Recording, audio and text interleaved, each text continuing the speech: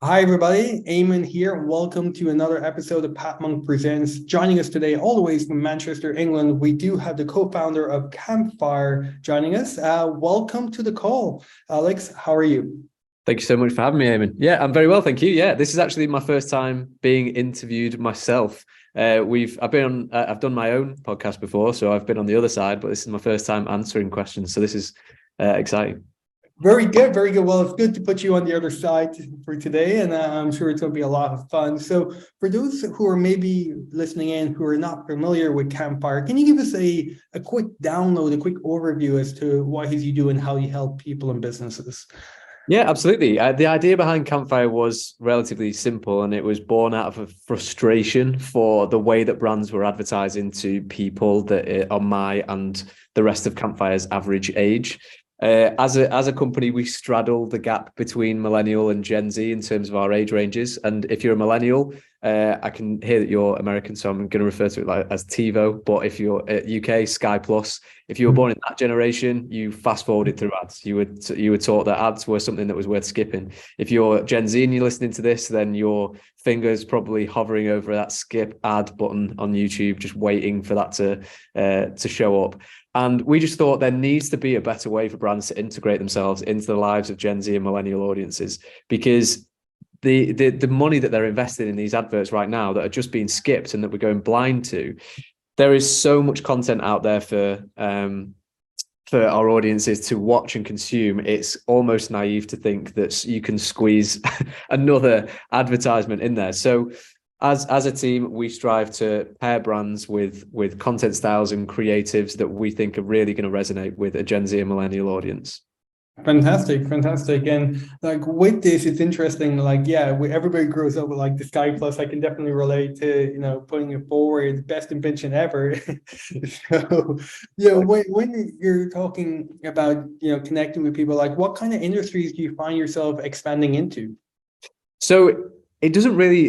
It's less about the industry that we're expanding into, and it's more about the brand being ambitious, and they're willing to try new and creative ways to reach millennial and Gen Z audience, and interested in those ideas being driven by data and insights that are available to them when they're working with us. And there's a lot of brands out there that have brilliant products and ideas that just struggle to connect to a younger audience or know how to connect in an authentic way. It's so important for brands to be able to do that now, because everyone's got their own broadcasting device in their pocket. It's not the one-way communication where people were just sort of sat ready at home watching TV, eyes kind of glued, and you could fire at them any advertisement that you wanted. Now people have hundreds of options. So the idea is that you want to be able to engage those brands engage that audience in a way that still sells your product, but in a way that they actually want to watch. And there's so many brands that have difficulty doing that. And for generations that are taught to fast forward through ads or skip ads, it's so important that you get that right. So we like to work with brands that want to digitally transform their businesses and become more appealing to a millennial and a Gen Z audience, and aren't afraid of kind of thinking outside the box, or maybe going outside of the comfort zone a little bit if they've not advertised to that kind of audience before. Typically, when you look at our client roster, a lot of the clients that we work with are within the beauty, lifestyle, food categories, and we're always expanding that. The key thing is we're aimed at reaching that millennial and Gen Z audience. Perfect. And I believe that like as a company at Campfire, you're always expanding, whether it's your suite of tools. I believe you have lots of new stuff coming out, stuff like Spark and things to make it more engaging, and maybe share a little bit more about that. Yeah, absolutely. Spark is actually a really interesting one. So it was born out of a rap report that we actually delivered to a client. We ran a campaign on TikTok with them that went very, very well.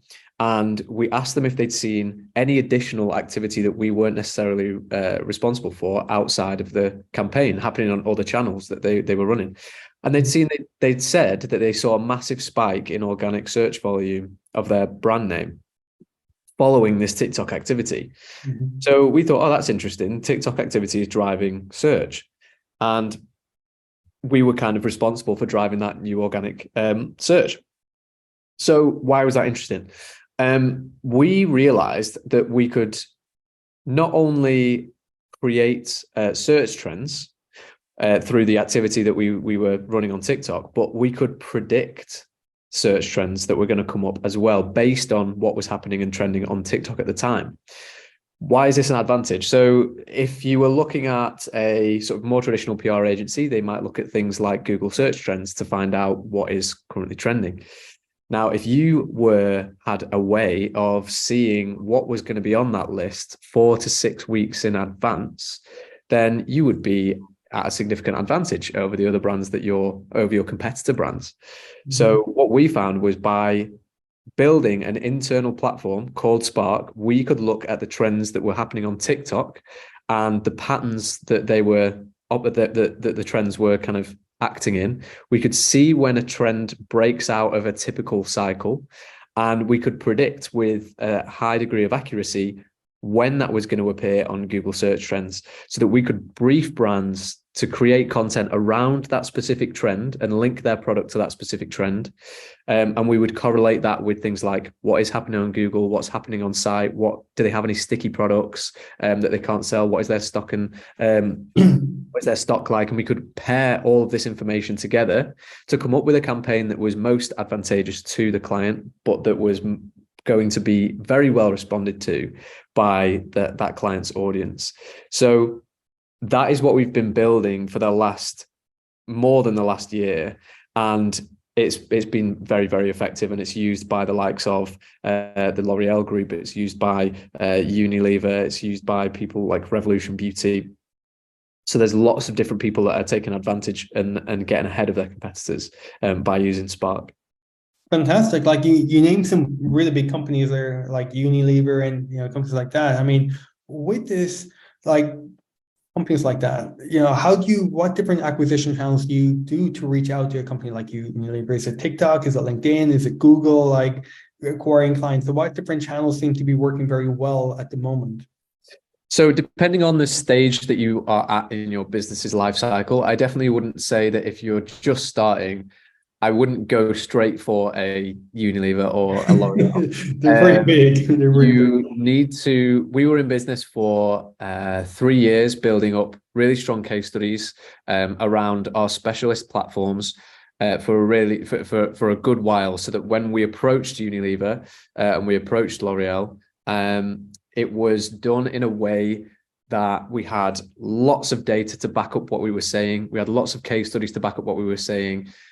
Really positive reviews from clients, and we essentially, went with a more or less a finished product and said, this is what we can offer you guys. Here's how we've done it for previous companies that are similar to yours. Here's what you might be missing out on. And you don't approach this sort of group. Your way in is through specific brands to start with, and what you'll find is that with these bigger internal companies, with these bigger umbrella companies, information is often shared between brands.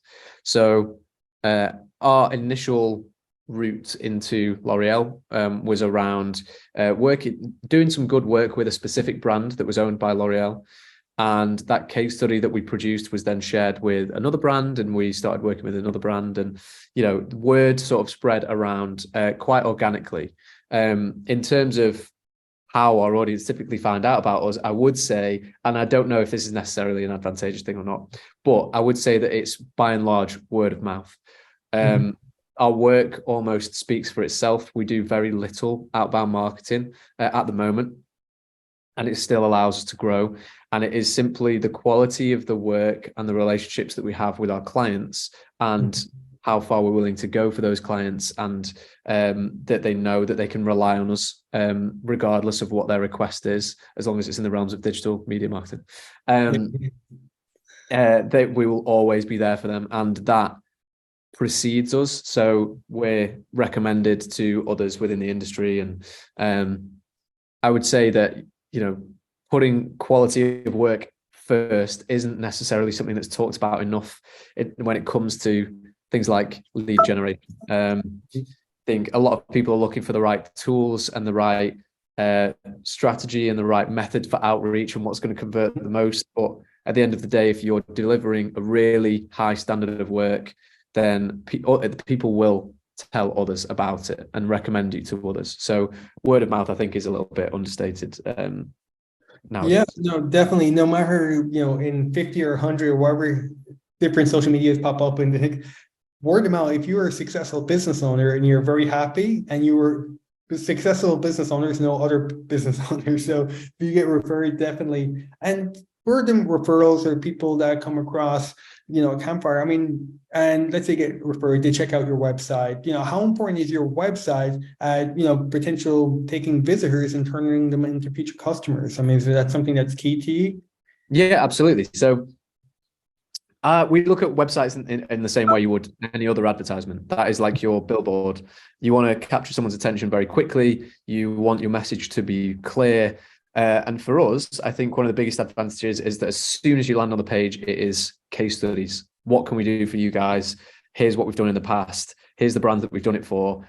And that is, if I was looking for someone to work with, that is the social proof that I would need. I would need the evidence and I want it quickly. Following that, if someone wants to dig further into the story of the business and wants to learn more about it and become more sort of wrapped in what Campfire is about, then that information is available. But what we wanted to do is make sure that the reason that the person is going to site is immediately available. And that's what we've done with our website. And we think we portray the brand quite well. As an agency, we like to be both playful and scientific. We felt that a lot of agencies can go too far one way or the other, with the scientific side resulting in a kind of dry, relatively boring or samey website, and the more playful ones being difficult to get around and operate. Like if they're too innovative, you kind of they leave behind the standard structure of a website and they make it difficult to actually get around the website. So we wanted to make sure that our site was still playful, still colorful, had interesting kind of widgets on there that you were familiar with using, without being while still being a little bit serious and saying, if you can rely on us as well as being playful. Yeah, definitely. Well, I love the interesting. It definitely pops at you. So if you want to check out the website, it's just campfire.co.uk. It'll definitely grab your attention. And you're kind of switching gears a little bit, Alex, and talking more about you, as a leader, as a co-founder of the company. I mean, what keeps you busy on a day-to-day basis at Campfire? So for us, it's a lot about my focus is a lot around people. So I'm constantly on the lookout for who the best people are to join this business. I'm under no illusion that or delusion that the quality of the work is affected specifically by the people that we're able to bring in and the support network that we're able to provide for those people, the processes and the tools that we're able to provide for those people and for our team to produce the best possible work. So most of my day is taken up with finding those people, learning about those people, connecting with those people, then outreach to new clients that we might want to work with. So which I do via LinkedIn Sales Navigator or through connections with friends. I will find new business and new opportunities for the business. And then making sure that the team is in a good position. So making sure that they've got everything that they need, whether it is from the appropriate office space to be able to do the calls that they need to do, making sure that it is a nice environment, making sure that they've got the tools that they require, making sure they've got the support and the resource that they need to be able to operate effectively. So it's lots of different things where, as you can imagine, if you're a co-founder that is listening to this, where you wear lots of different hats, and a lot of the time you kind of get more specialized as you grow, but we're still in a stage where we like to get involved in wherever we can. Mm-hmm. Okay, well, I appreciate you sharing that, and it sounds like you're pretty busy, to say the least. And well, look, thank you so much for taking the time, Alex, to join us on the podcast today. I want to give you the last word. I mean, imagine if people forget everything that we just spoke about, and there's one thing that you want them to remember about Campfire. What's that one thing? So one thing that I want you to remember about Campfire is that we want to inspire you, if you're a brand listening to this, to get more creative with the way that you're advertising to Gen Z and millennials. Try your best to kind of respect the platforms and the new things that are coming out, whether that is TikTok or whether that is the new AI platforms that are coming out. Respect those as big waves of opportunity and take them as seriously as you can. And if you want to learn more about marketing, you can follow us on Instagram, Campfire Agency. And we try and offer as much value to people that want to learn more about our industry as we can, whether they're updates about the industry or whether those are insights into how you can create better content for your business. Fantastic. So definitely do that. Check you guys out. So I really appreciate you taking the time to jump on and share today. And that is it for today, folks. Looking forward to seeing everybody on the next episode. So for myself and Alex, all the best and bye-bye. Thank you for having me.